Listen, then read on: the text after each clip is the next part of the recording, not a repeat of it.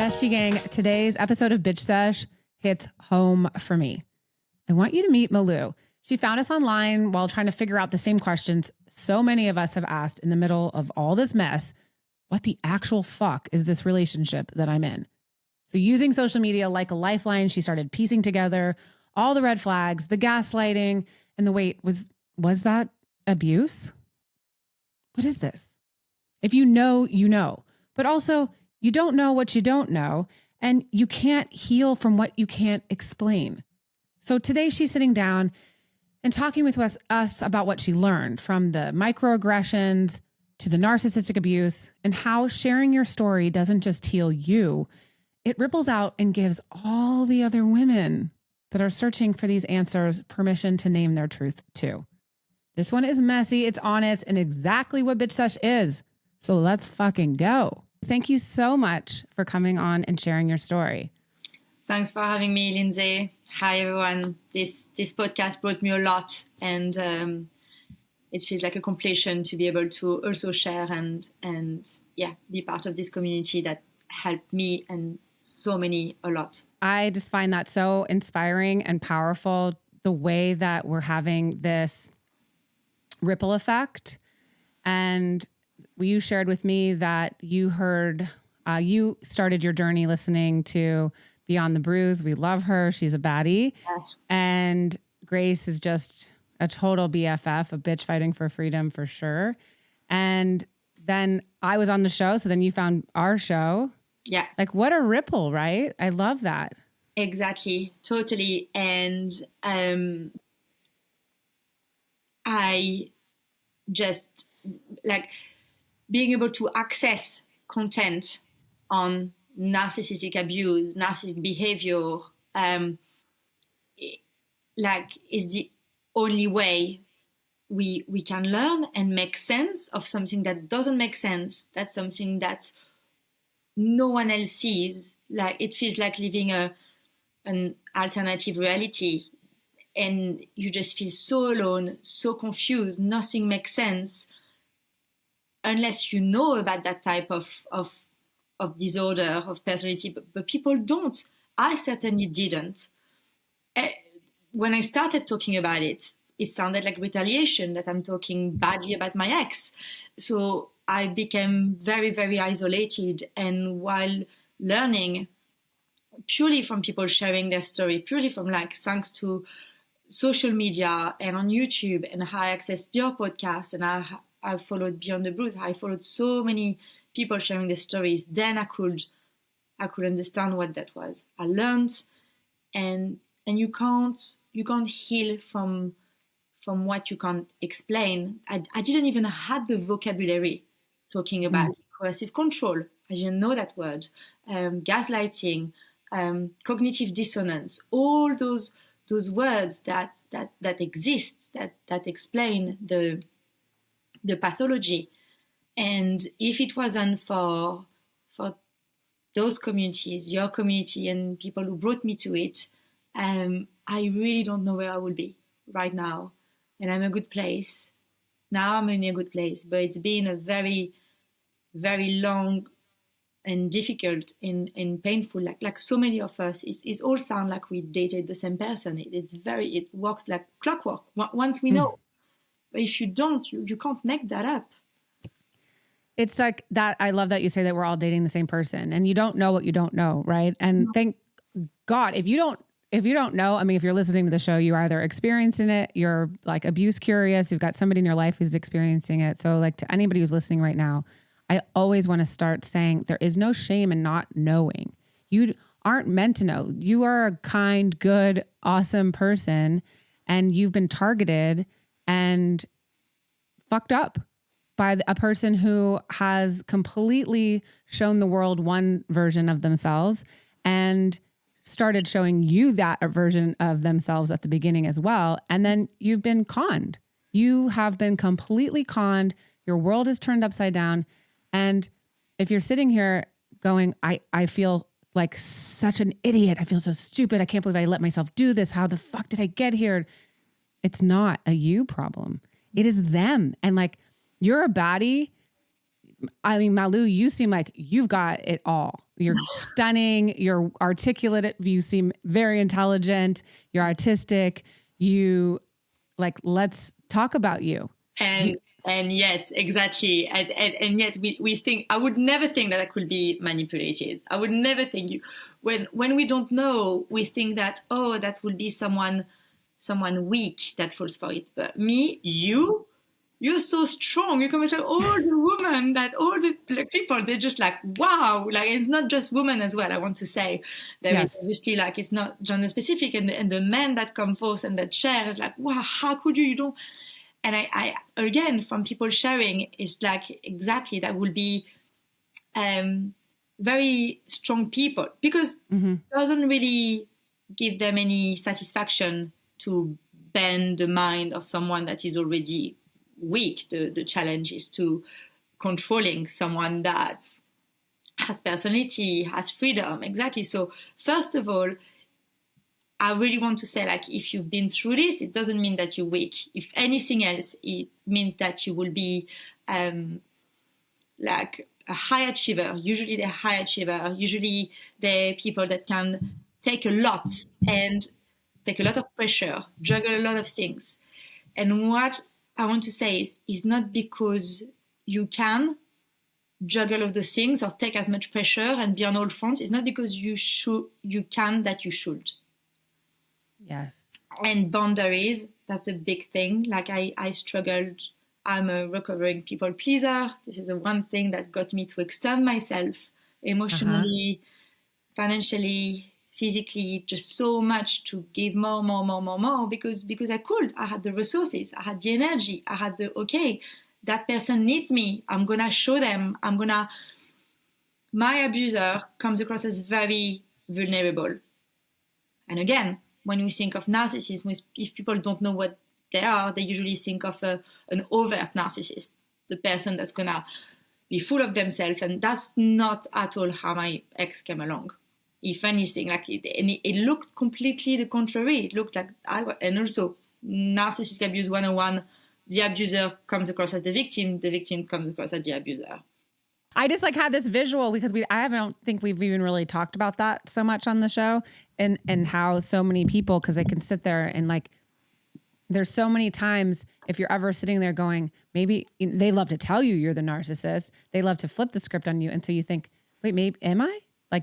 Am I that person? And it's like, no, you're not. They're just so damn good at making their public image one thing and then your home life another. So I want to just I love that you said that, but I would love to start at the beginning of who you were right before you met this person, and then how this relationship evolved, and then bringing us full circle. So I was really feeling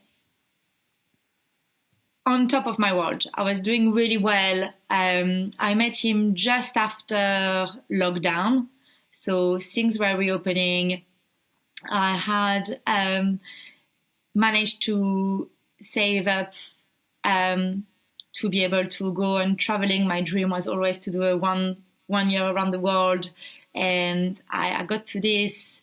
Things were reopening. I haven't been dating in a while. During lockdown, everything was closed, and I just was starting to be part of a really beautiful group of people, where we really creative, when we really bond over music and beautiful camping away, and I really found my people, a beautiful crew, and I love them very dearly. And I met him as part of one of those party in the countryside with those friends, which it's a very open group of people where we really share our vulnerability. We're very generous. So all of those qualities from this group, straight away I transferred that onto him,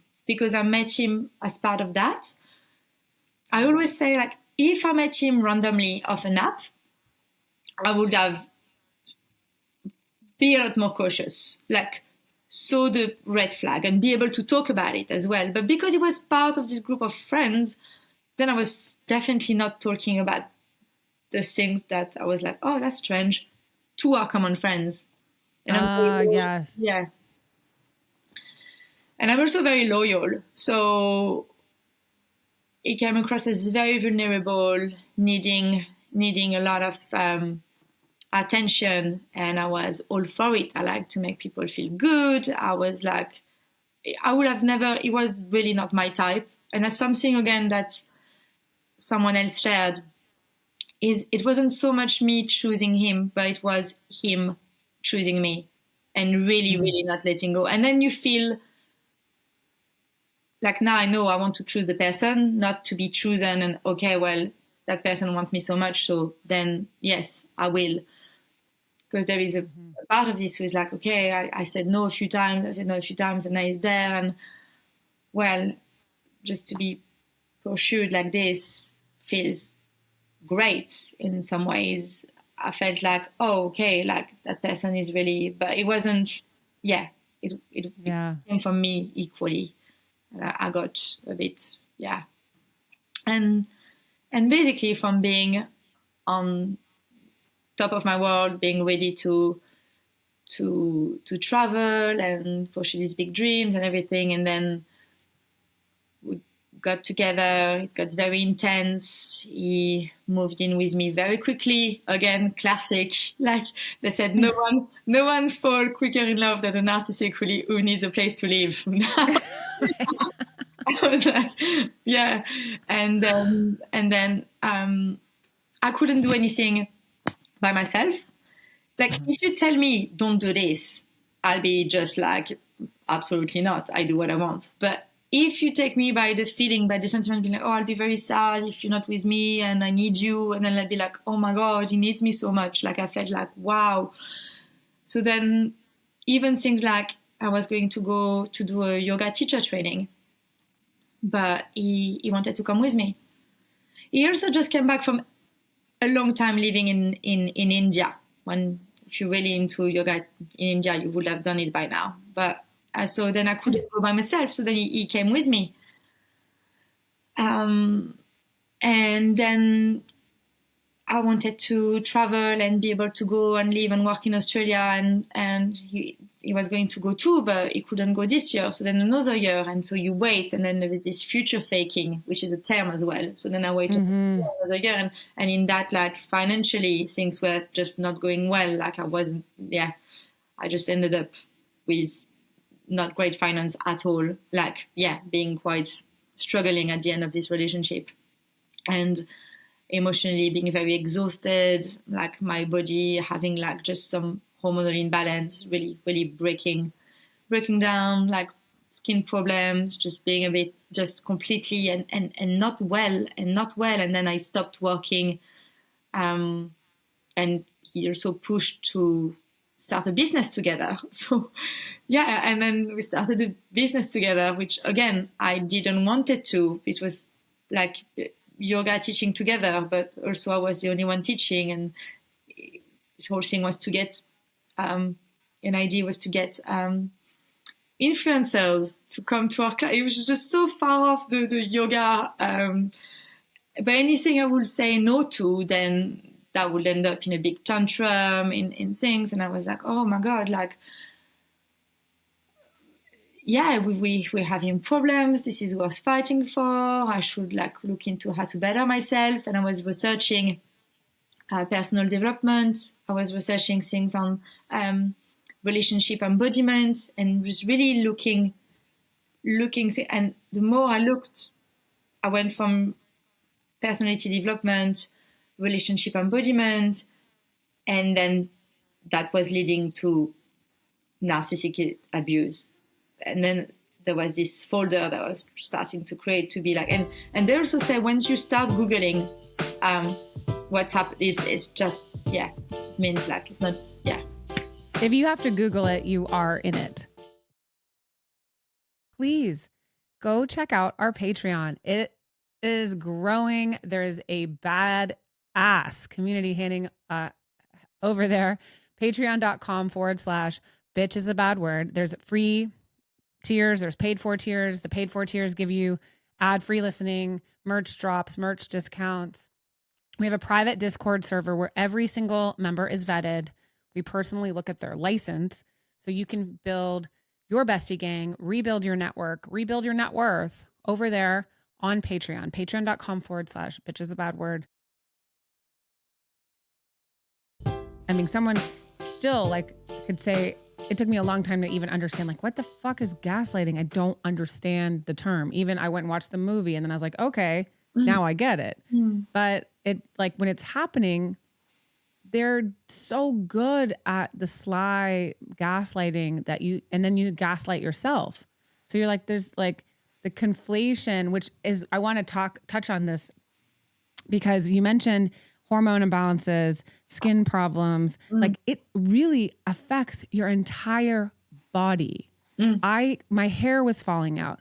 I was having like, it was so gross. They like the dermatologist, it's called like chicken leg skin or some weird shit. And I like the back of my arms were all full of bumps. And I'm like, why are the back of my arms full of like, just my body was like coming out of itself. Like literally trying to like, my inside was trying to break free from my body to say, fuck, this is like killing you. Yeah.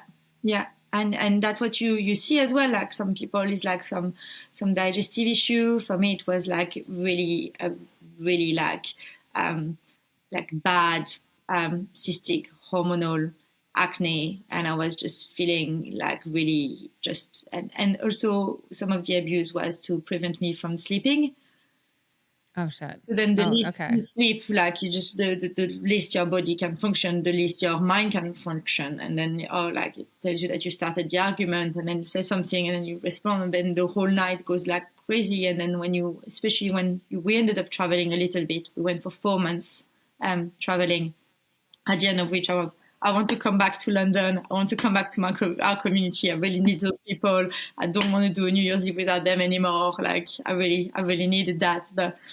But during those 4 months traveling, when we didn't have a housemate, when we didn't have a community, it was just me and him on the road in Asia.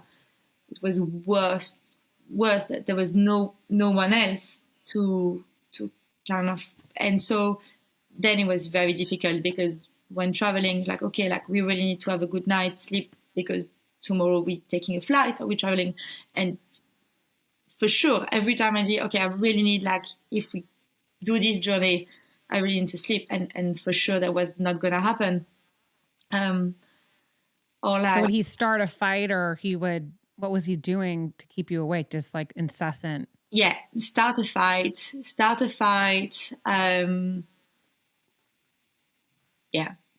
Yeah. And there is this kind of this term as well, which I've learned that is part of all the vocabulary whereas narcissistic abuse is like the word salad.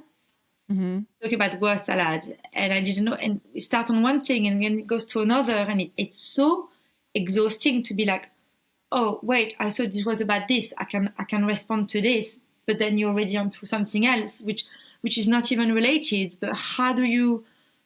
It's so. You try to make sense of it, and you're like, oh, I can respond to that. I can find an explanation to that. And then things go in circle and crazy. And yeah, that would be typically starting a fight or. And in that moment, you feel so crazy because you can't keep up. You feel like I used to feel stupid.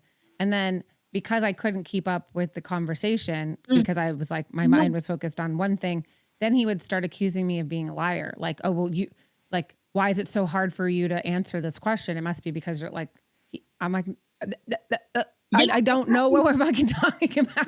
So I can't. No. And on top of that, English not being my first language, also I'm fluent, and there is like, but still when it's emotional, when the person shouts, when the person speaks very quickly, I was just stuttering, not even like thinking about some things. I still have to finish the last sentence, but we're already 2 topics ahead of something else, and I'm just like, it's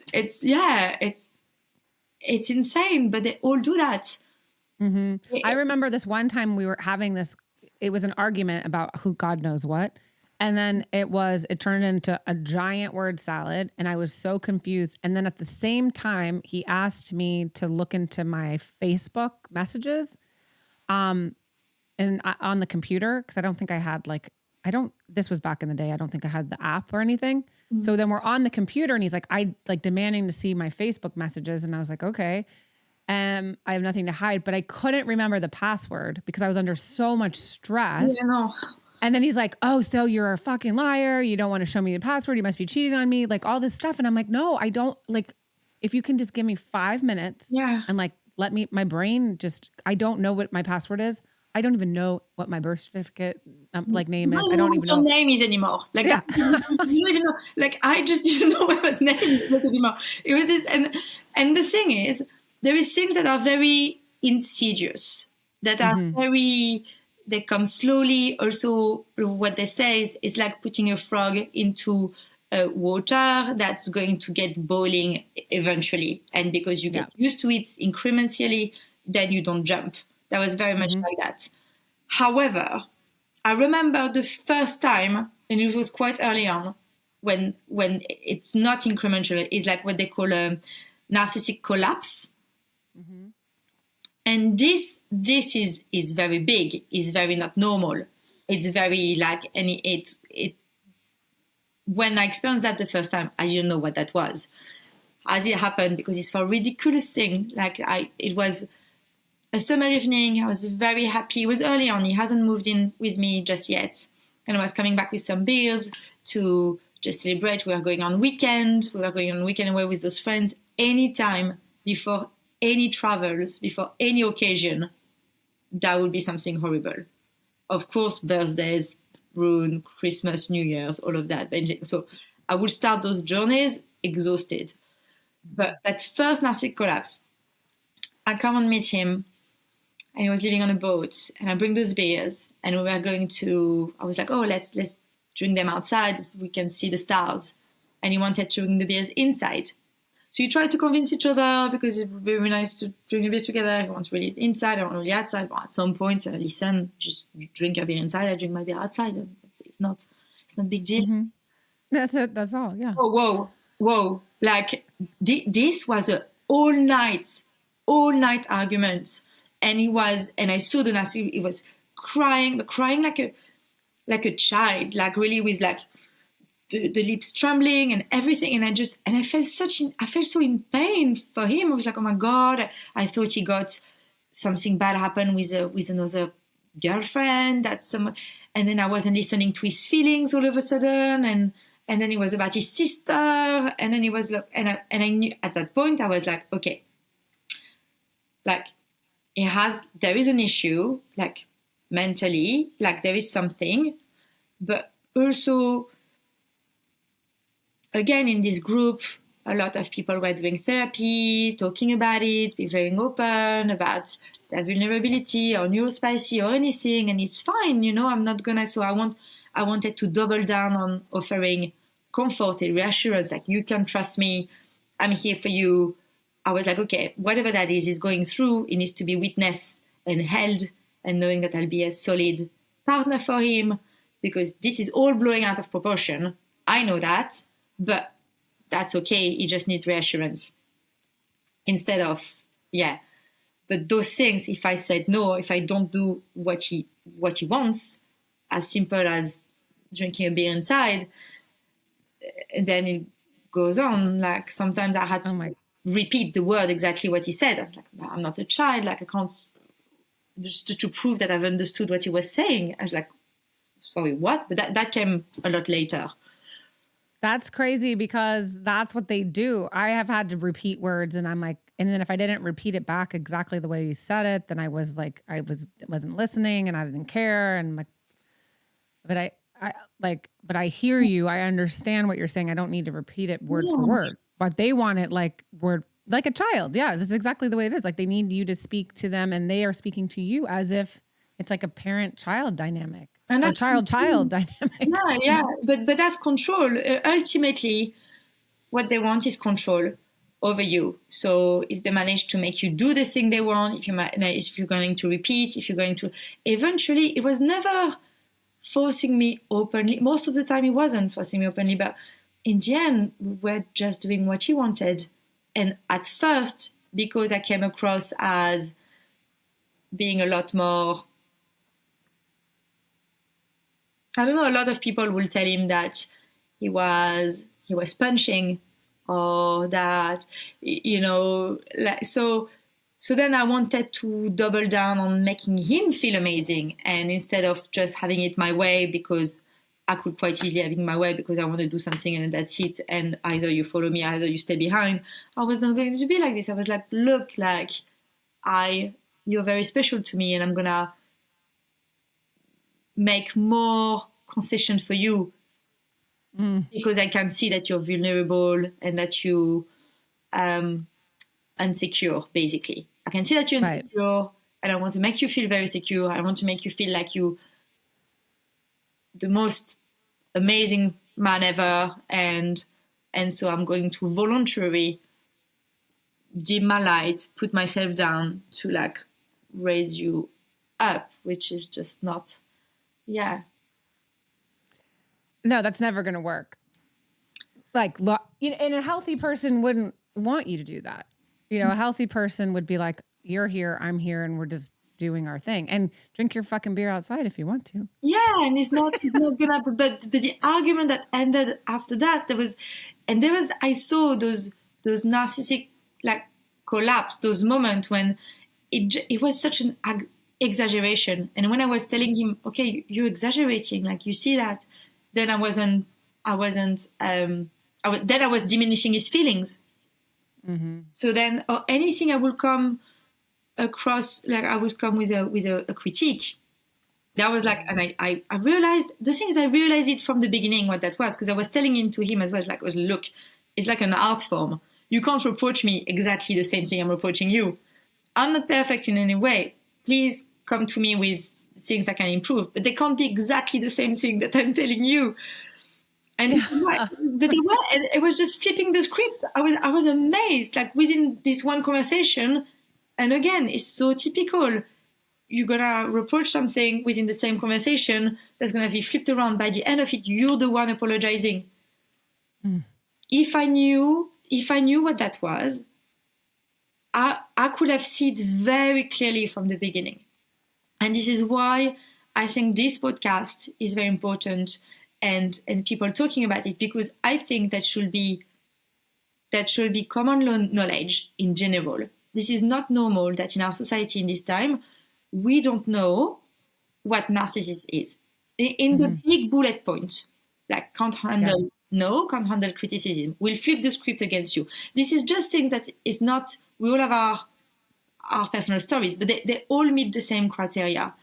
And it will save a lot of people to know those things. But strangely, how come we are being taught from a young age, you know, don't accept a sweet from a man you don't know, don't get in the car of someone you don't, you know, those kind of things. Right. We know about some type of predator, but we don't know about that. And we know, most people know about certain personality disorder, like bipolar. Okay, we could know in general, the high are very high, the lows are very low. But it's just crazy how little common knowledge there is on what's narcissism, different types, overt, covert, malignant, communal, and how does it shows. So just exaggeration to criticism, flipping the script, control will be someone that will be different in private than in public. Very different from the person that you met at the beginning. Love bombing, devaluation, discard. I remember the devaluation phase, like with a slight comment saying that the wives of his friends were making more money and made enough money so that his friend could concentrate on their music, and how good that would be if he could also. And I was like, what? Oh my God. You mean the spouse?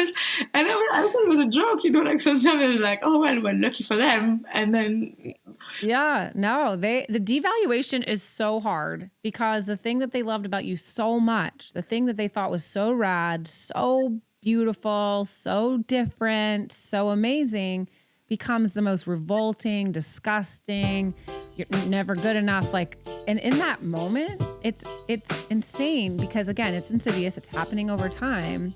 So you believe it. I want to touch on something that's important to our besties listening because, you know, we all have tendencies, right? We all have the reason why it's so hard to say it while you're in it, that this person is doing exactly this. There's times where I'm like, you know what? Like I have ADD and Me or too. ADHD or, Me you know, too. and so I can get kind of like, oh my God, like I can kind of get like outside, like get confused and I get overwhelmed and I get like, oh, and then I have like a lot of trauma being, having an abusive past, having a really fucked up childhood. And so sometimes these things that if I haven't dealt with it, it comes out like a mess, right? Yeah. But it's coming out in a mess because in a minute I can say, fuck, Lindsay, you haven't dealt with this and you need to deal with it. Like you need to get this out and be done with it. And it's like a pattern of ruminating or like these feelings of whatever that's going through myself. And so I can have these distinct moments where I'm like listening going, well, I feel like I've like kind of done that before. But the difference is that it's like, I've just held it in, I haven't dealt with it and it's coming out. It's not, I'm manipulating this person or I'm using it as a control tactic or I'm using it to gain. It's like, I'm sitting here going, I need fucking help right now. And I don't know how to ask for it. And it's like, just, I'm a bubbling mess. Yeah. There's a difference. Yeah. And then you can own it. And then someone can be like, that was really like not cool, or you need to deal with this or whatever. And you can accept that as criticism and inspiring to change and say, okay, you know what? You said, we're not perfect. I'm going to make that change. These people. So that's why you can kind of get so confused, I think, because you're like, well, I've done that, or I've done, you know, I've lost my shit. I haven't been perfect, but there's a huge blurred, like the line is so blurred, which is why we need this like information, this education, because their tactics are a game. Their tactics are an absolute manipulation, and they are at their core. They don't give a fuck about you or how they're hurting you. It's all for how they can gain power and control. And whatever win, is crazy and it's like sicko as it seems, they need that win. Whereas a healthy person that who may be emotionally struggling with shit doesn't need the win. They need care, you know, or they need like, so that's where I think we get confused. That's where you're just like, am I the problem, or have I done that? You know, whatever. Totally. Totally. Because we don't, no one reacts in a healthy way all the time. And it doesn't mean like, as you said, like I definitely reacted in unhealthy ways, like throughout my life. And it's, you know, like we just grow and we try to do better and no one's perfect. However, with narcissistic abuse, they will trigger you, push you to your limit to get out of yourself, to really react out of character. You feel so sorry. You feel that you're the one who's been the problem because, yes, I did shout and I did this and I did that. And I didn't know what that was. It was like meeting someone, a work colleague, when I was giving classes in the school, and they were seeing me and they were seeing me just completely like I was, even my friend, I was like, people, I mean, we shared common friends, so, and it happened gradually, but a friend that I had outside on the other side of the world, we do a video call, and they were like, Malou, like, what happened to you? Like, you're not, but that person, that colleague, when I was trying to explain, like, oh yeah, but I shouted and then I pushed him, and she said, that's reactive abuse. That's a word, again, vocabulary, they all do that. It's just it's part of reactive abuse. And it's like when you are going to be framed for your reaction, not what caused it. And that's the definition of manipulation. And typical things, again, I see it on so many testimony and shares, and I will be just to push you to your absolute limit and then film you. Yes. That happened to me. And I was, but also because I didn't know, and I wanted to be very, very transparent always. Anything that I was understanding, I would say it to him. Or if I say something to our friends, then I would say, oh, I said this because they really asked me what happened. So I would always, but he wouldn't. So there was all this kind of web of this thing that started happening when I looked unwell, I looked deranged, I would be reacting. You know, there would be things like it would be so horrible on my birthday, for my second birthday, that we were going to go on camping weekend with our friend, and I just couldn't leave the house. I was crying. I was an absolute mess. I was destroyed, especially because birthday. I love birthdays in general. Like, I mean, who doesn't? And so, A narcissist doesn't. That's who doesn't love birthdays. yeah, exactly. So then, in the end, he went up to the Lake District. I was like in far driving, and then he had to come back the next day to drive back to pick me up and drive me back because I refused to take the train. I was just literally, I just couldn't because it was so horrible. But then for everyone, it's like, oh, Malou's having a massive tantrum. Poor guy who has to drive back to bring it back because they don't know. And it's the accumulation. It's not just, oh, he's been mean to me that morning. It's like the repetition and how you're being wore down to then react. And when you react, there's no real care or no real, like, it's very different when in a healthy relationship we are going to meet our edge, see each other raw, deal with our own stuff, and then having some regulation or co-regulation. That's very different than when actually you are being set up to fail, pushed to your limits, and just smeared in it. And you just think, oh my God, what a horrible person I am, and things.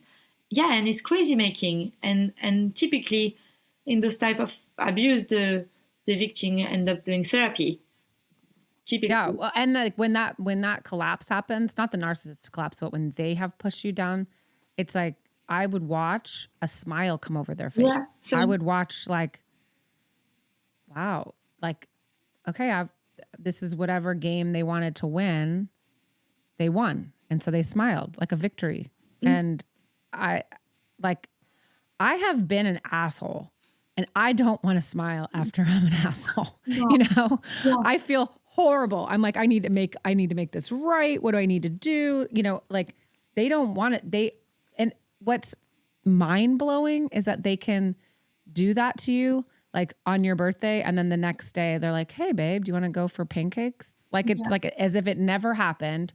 Or the worst part is when they're like, I forgive you for, I'm going to forgive you for how bad you were. And you're like, wait, what?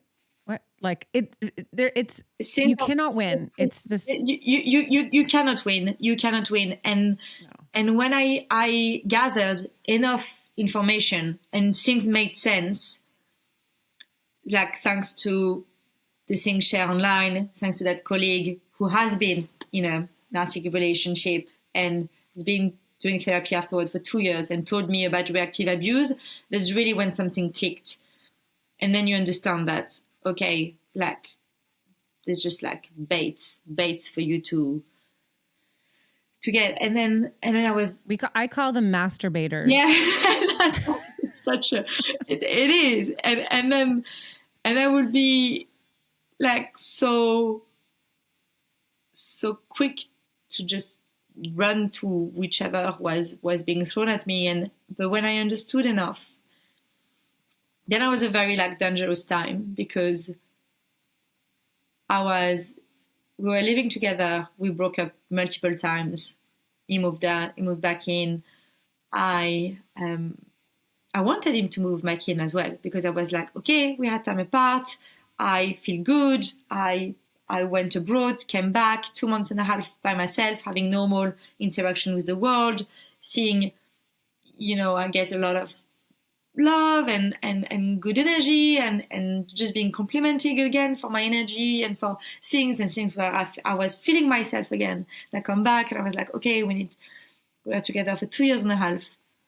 Let's move back together because you're my partner. It's about sharing the daily life, and also we need to talk we really need to talk. I was like, in my mind, I was trying to make a picture of it. And I was like, okay, it's about boundaries, and it's about consent. Consent in the broad, so that like not saying yes, not having a no, being taken gracefully. And then I was starting to see live every day, okay, that's gaslighting, because I know that what I know, like I can see it as well. He would like hide things, say that they weren't there, and then I know they are literally in this drawer. To make sure, I went, I picked it up, show it to the housemate, being like, is this in my hands? Like, I just need proof, because otherwise you don't even trust your own sight. I just, so okay, so then I knew gaslighting, then I saw like reactive abuse, then I saw, and when everything starting like was just clear, I knew enough, I knew the terms, I could see it happening. And it's not just once as well, it's the pattern. We can be mean, we can be bad, we can just, nobody's perfect. But again, we don't do it for pleasure, we don't do it for control, and there is not a pattern. It's work like clockwork. Mm-hmm. And when I knew, and I said it, and I was starting to be like, okay, things are not normal to our close friends. This is narcissism. But again, I've been researching, learning, but they haven't.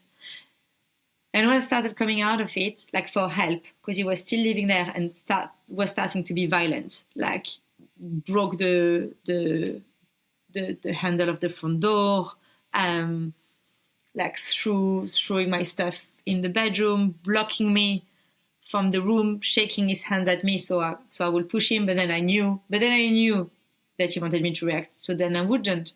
To the point he would follow me in the bedroom, throw some water in my back, and I would just not do anything. Whether I would have before, I would have once I reacted and I gave him a slap. It's not something to do. That's violent. That's not the right thing, But I was really pushed, but I didn't know. Once I knew, I would not react. But then that really, really became more and more and more dangerous. Really, because you weren't giving him, like he had to level up. And then that became like really dangerous. And I called and I was saying, okay, that's not. But then that was the horrible thing. Is like I had no one to turn to. People were like, oh, like he's just hurt, or no, like they thought it was retaliation.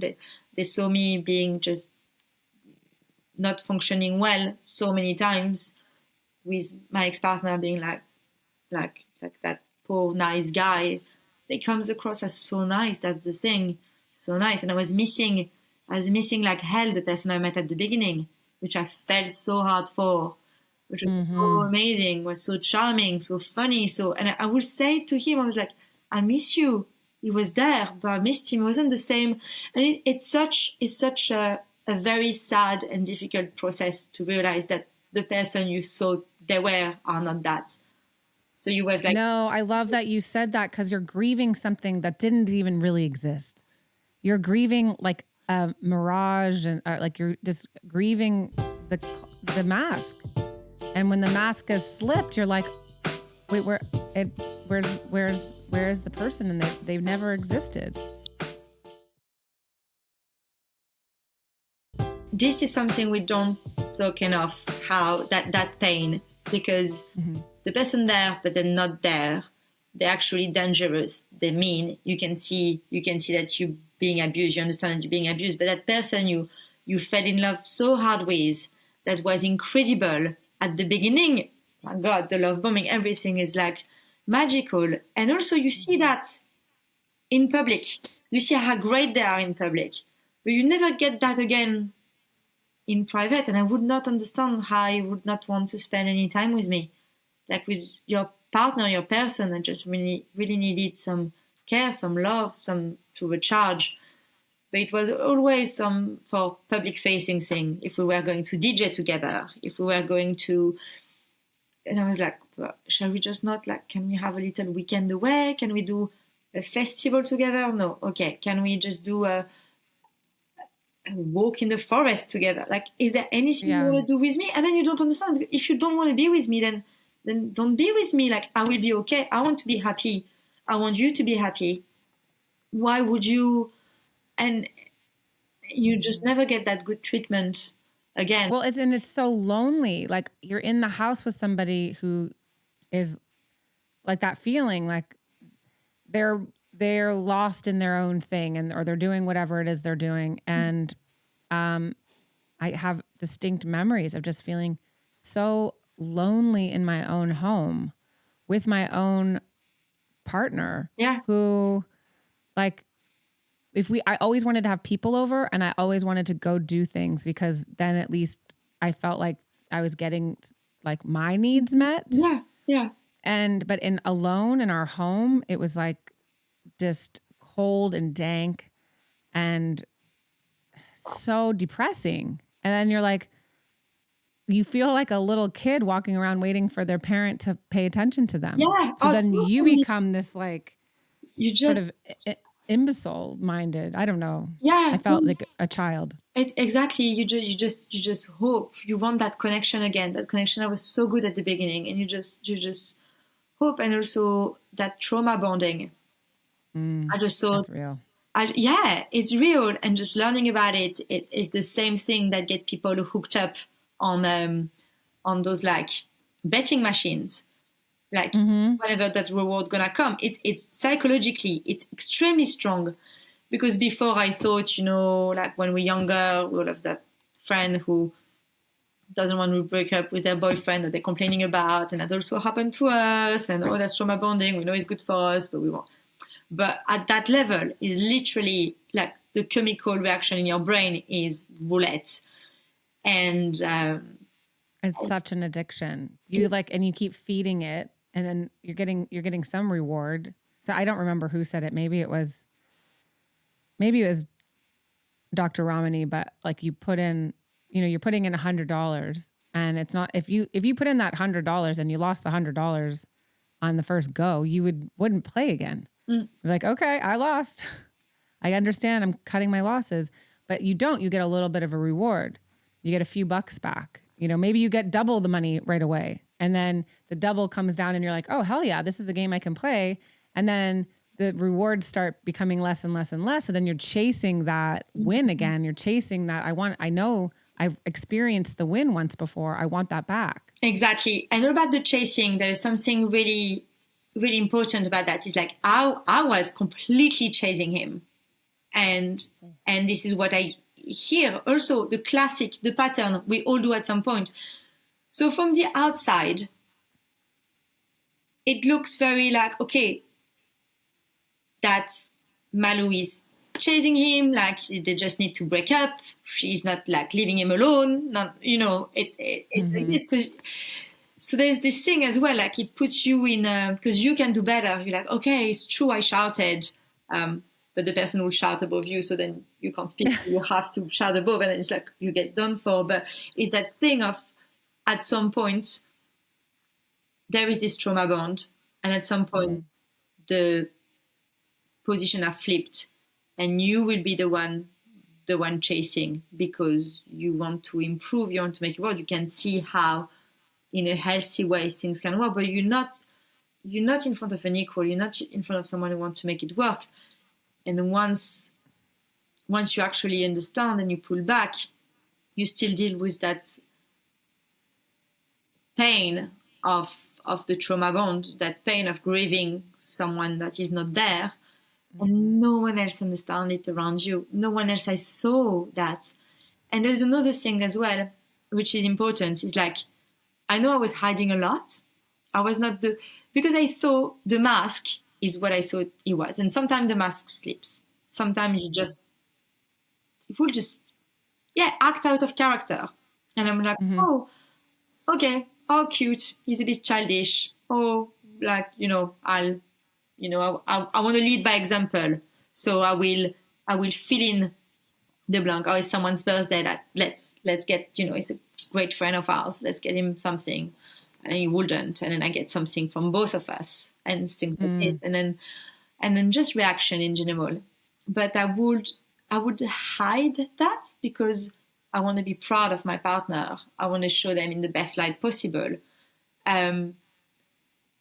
But also I was hiding it. And if you You're are excusing it too, like using it and hiding it, and this is also a telltale sign, is like you shouldn't have to mask some things. Just yeah, it's either out in the open, like again, going back to if you're listening to this and you're like, you're feeling like they've told you you're the narcissist or they've told you you're the problem and you're feeling like, well, I kind of identify with this in my behaviors. It's very important to understand that like we are excusing their behavior and then we're hiding the truth. that's it. If somebody is going through it and they're having a moment or they're having, you know, a tough time in a season in their life that's extremely difficult and they're like acting out of character, that like they're okay with saying, guys, like this is it. Like I'm owning my shit and I'm putting it out there. I'm not, don't tell anybody.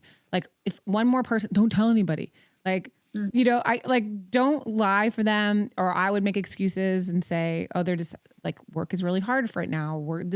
Like, no, that's not. But if you are having a season of your life where you're struggling, but you're open about it and you're willing to work on it and you're willing to fix it, that's so different than what we're talking about. Yeah. Because this person is, again, power, control, manipulation. They have one thing. And I love that you're like, you wanted to make your partner look good because you are good. You know, you want them, like they could care less about like the way that anybody perceives them. I think true. Like, I don't think they care. They're like, and they can discard those people too. If they have something to say about them, oh, I don't like them. Well, fuck them. If you shine your light on a narcissist's bad behavior, the first thing they're going to want to do is not fix it, not make it better, not make it right the wrong. They're going to like discard. Yeah. Oh, I hated them. You're being Fuck them. punished. You're being punished for bringing things up. Then you problem because you talk about it. And I felt like, well, I can't bring anything up. I can't bring anything up to you. But there is major thing, like especially when there is like those big collapse, when you will just lose it over me wanting to get a birthday card for his dad because it was the dad's birthday and I wanted to get a proper one with the number of the birthday, not a postcard that we got 2 years ago in skiing holiday that has nothing to do with it. And I felt, that was important. Yeah. And then, but for instance, I'm in this family birthday. I'm invited. I want to present well and do things well, and I want to get a nice birthday card for it. They said that was enough. We had a postcard from ski season a year ago that we can use for it. I feel like it's not really like trying to go to the shop to get it. So we were shopping for food. I want to leave, and because I left to go to like that massive, completely blowing out of proportion to the point when I gave up, I didn't. And then he refused to get in the family house. So we're in the car having a massive go. And what do? I cover it. I don't want a scandal in a family that I'm welcome to, that I'm a guest. I want to make a good experience for everyone. And he knows that.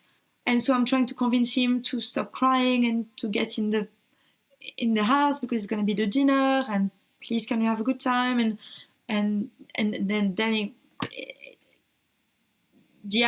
he went in different direction, like and then you're exhausted and all you want is just to have a good moment because they will do this for Christmas, New Year's Eve, birthday, things that are important. When I broke up the first time, when I separated, he lost his shit at my friend's wedding. It was my plus one at my friend's wedding. I was just like, I'm like, oh, it's this thing when it goes to such huge proportion that actually I have been hiding a lot, but at some point it's like, what can you just can't, Malou, like what, that can't be happening. Yes, it's happening. That's not normal. What was your final straw? What happened to make you wake up to the reality and leave? So there was when he lost his shit at my friend's wedding. That's when I was like, okay, we need to break up.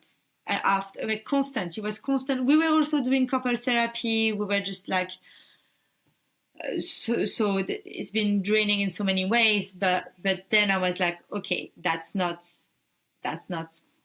normal. And he was like, oh, but shall I just move out? And I was like, just do what you want. Then he moved out. But he lived with our common friends, with a group of people that I, on purpose, never told anything because they are common friends. Sure. So I'm not going to talk You're protecting him. Yeah. about my partner. Also, I'm not talking about it. It's literally the stuff that he's doing, but I don't want to, Yeah. So that was very difficult because you will just, they just don't know. They want to be there for him, also for me, but they have an idea that is different than what it is. And then then he says that he wants to make this work. I want for him to show up for me, to do therapy, to move back. I was the one wanting him to move back because I wanted to speak, to have lots of chat regularly. We are in London, it's a big city. You can't really meet. It's not chat you want on the phone. You want to look at the person in the eyes and just really like. So I go abroad. So that's the first time around. But then there was a relapse, and at that point also there was a kind of a game of follow me, I leave you, leave me, I follow you. And then he was pulling that string, and then I was showing up. I was doing like so many things. But then when, for instance, when I'm at my lowest, or when I'm not very, like, he wasn't really into it, but if I was like booking a modeling shoot, or if I had a shoot or something interesting that would happen with acting or with modeling and stuff like that, or then he will come up. And I really started to feel like, okay, you're just there if I DJ, or if I'm model, or if I've got something good going on, then you're there. But are you just there? There was a bit of that. Mm-hmm. Or if I start teaching yoga in the studio, and then he can get cheaper pass because of me. But then there was so much drama. I was like crying in between the classes, and at some point people at work that were working receptionist and my manager, they really saw that, and I was like, oh no, I want to keep being able to give him cheaper rate at the yoga because he's paying more towards therapy, so it's my way to give back. And she was like, Malou, like, no, like, enough, like, you're not giving him. I really had people who were like, but not the people that where I come from, but the people that know me were like, look, that's not right. And then, so that was the first time around. When he moved back in with me, which is what I wanted, sadly, then I had 2 months and a half away from him, being in Thailand and teaching yoga and being with great people and just feeling myself. And because I was away from him for so long, when I got back and he moved back in with me, things hit the fan on day one. He moved back in. Okay. And he demands that the bedroom is in the living room and the living room will be the bedroom. Also, it doesn't make sense because also, like, to be able to host, it shows. Sure, yeah, no, it just doesn't work. Like, and I'm like, okay, well, no, I don't agree. And then he hasn't seen me for 2 months and a half, has a massive tantrum about this. Massive. And I'm like, wait. And also I brought some gift from Thailand, like, for him, and we get back together, and him, like, not really. I got something that he made sure to tell me it costed £1. So, and so then but then I could see, because I wasn't used to it, I could see that it wasn't normal, and then basically at that stage, it was all the traits of a narcissist, but on steroids. So the shit he was doing before, they were like times 1,000. When I was a lot more balanced, I wasn't triggered. I was just like seeing it for what it was, because I had the time away. And I know it's very hard. Like, I really wanted him to move back in with me. Like, I was trauma bonded like crazy. It's very, very hard to hold on. And this is the advice that they gave us. Like, just spend some time, just no contact, be away, just be away. Yes. And this is very, very hard. Like, all I wanted is to be able to just be cuddling and be cozy together, and that's all I wanted. But no, like you really, really have to hold on, because then when you go back, when you feel fine, when you know what's up and down, when you saw what right and left, then it's just screaming at you. Any tantrum, anything, like you needed to have a piano at arm reach from the bed to be able to play the piano. You just stuff like this. It's just, and then I was like, okay, well, and then I could see also the cruelty. One day, just on the first week we lived together, I went teaching yoga again. I've been abroad. I'm back. My student gave me an amethyst and some flowers, and I go home and I had a gift, and then he break up with me. But you would imagine like someone break up with you, be like, well, you know what, Malou, I'm very sorry, it's not working out. Actually, I don't feel the same, and I want to be like, okay, well, this is sad, but that's it. He was very mean about it, like overly mean, saying that he wasn't attracted by me anymore, I know. The thing is, yeah, we've heard it enough that he was punching. Like, I also know my worth, even at those stage when I was like, just not really feeling really well anyway, but really mean, like just comment, like making some commentary about me and my person that you would not do. Like, if you're already breaking up with someone, you don't make them feel awful about themselves as well. And he was doing this, and I was like, well, you clearly being mean, and then telling me that I was like disorganized, and it's true. Like, I'm quite a disorganized person, and I'm like, yeah, but like, yeah, I am. Like, I am. Like, if you love me, like, I can try to improve, but it's true, I'm quite disorganized. Like, what do you want? Like, you don't.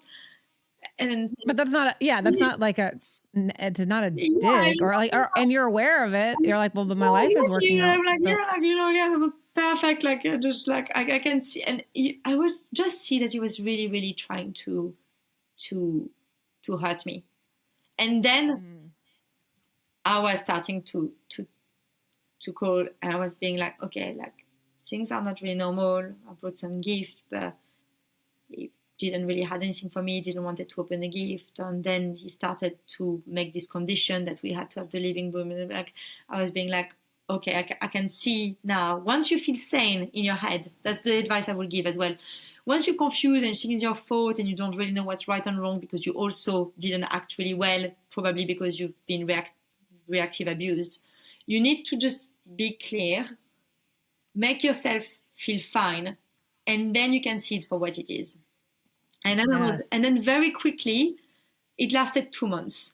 I was like, okay, first month of rent, now is here. Then there will be a second round of rent, now is here. But then there was the summer coming up. My birthday is in the summer. I've been away for the winter. I've been missing community. I'm back. I don't have that community right there for me. They don't really welcome me back. They just leave us the two to be. They were doing their camping or their something for Easter together. We weren't invited.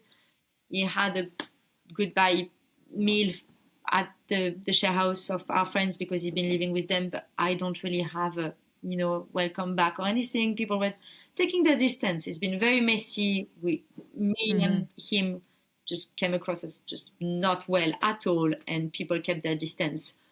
I can understand that, but I just didn't have any support network at that stage, and I wanted to invite people over. He didn't want it, said that he didn't want to see anyone, but maybe our housemate can enjoy the garden as well. No, I wasn't even allowed to do barbecue, like, with our housemate.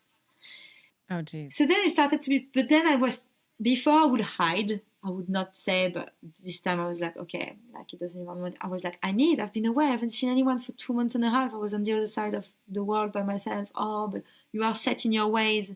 I'm not set in my ways. I've been living alone in a freaking, like, hut on the beach, like, because I didn't want the bedroom to be in the living room, and the living room to be in the bedroom. And this is little things or big things that they try to bend your will as well, because it's all about control, to bend your will. So a tiny thing, little things, but a lot of little, but then they weren't little anymore.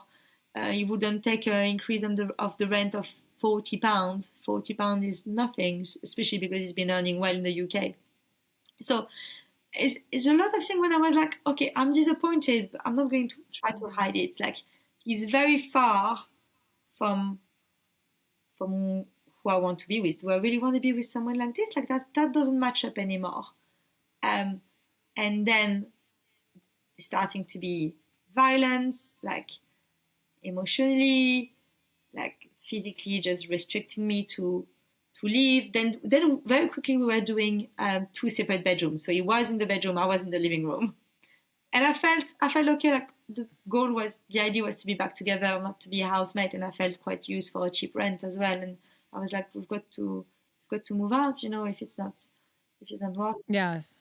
And then yeah, there was this moment when we were meant to go to Portugal together, and he didn't wanted to go anymore, and I was like, okay, fine, like I'm gonna go. And then because I wasn't fighting, there was always trying to have me reacting, like fight for him, just being like, okay, I'll do this, or I'll do that, I'll do this for you. And I wasn't. I was actually quite happy to just go see my friend in Portugal and just the things. And then he just like threw all my jewelry across the room, had a massive like fit, and then telling me that he loved me.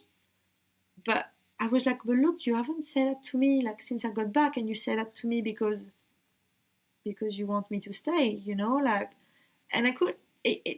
He was basically at this stage, he was doing it too much. Before it was diluted, but I think because he was losing the control, it was every aspect of narcissism, but on steroids, and it was too much. And I knew enough, and it was a blend of him just acting out of proportion, on top of being out of proportion, and me having enough knowledge at that time.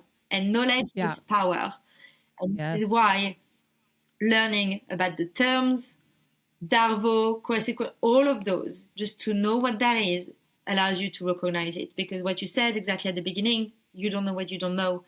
And I knew enough, and I knew what it was.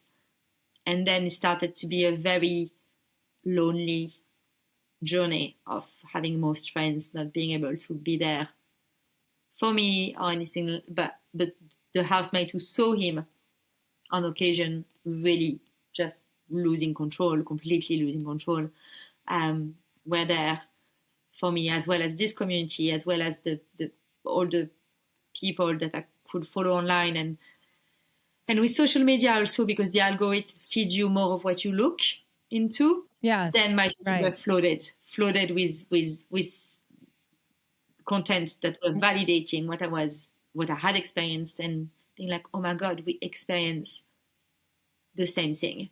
And there is word for it. There is a vocabulary for it. There is like Dr. Ramani, and learning from therapists, learning from survivors, and learning from, they're very rare, but there is a couple that I follow from self-aware NPD, self-aware narcissist.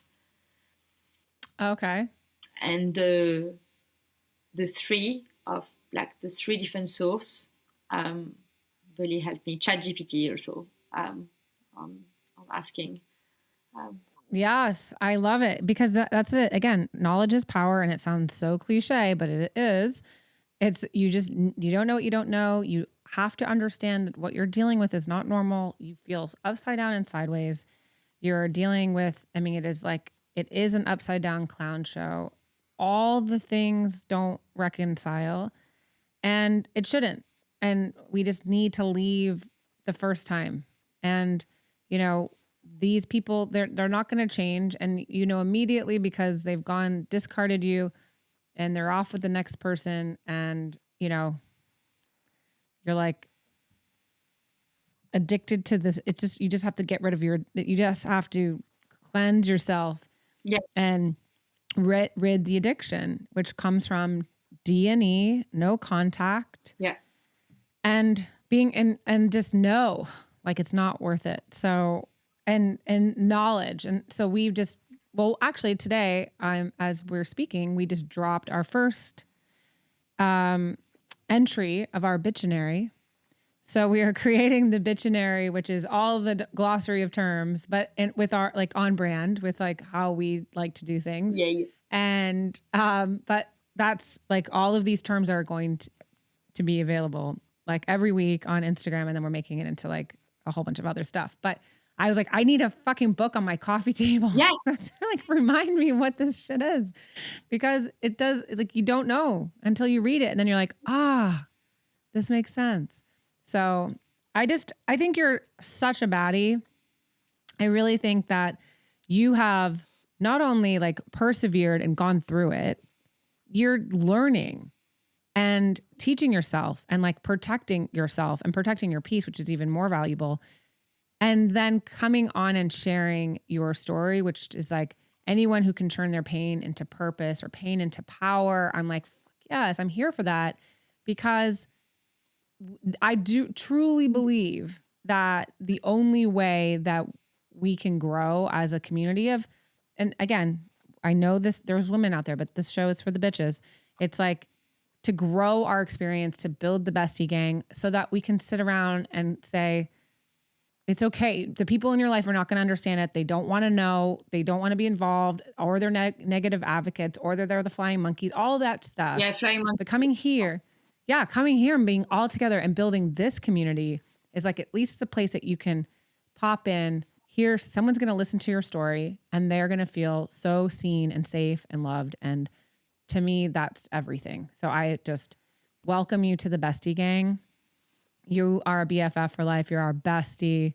And I thank you just with so much gratitude for sharing your story with us. Thank you so much, because and your work and what you did out of so much pain and changing our pain into purpose, it's the most beautiful thing. Well, that means the world to me. It helps me keep continuing going. But thank you for thinking. Thank you for joining me and your kind words to me, because it does keep me going.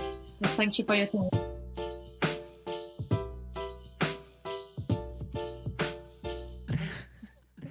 Bitches being bad.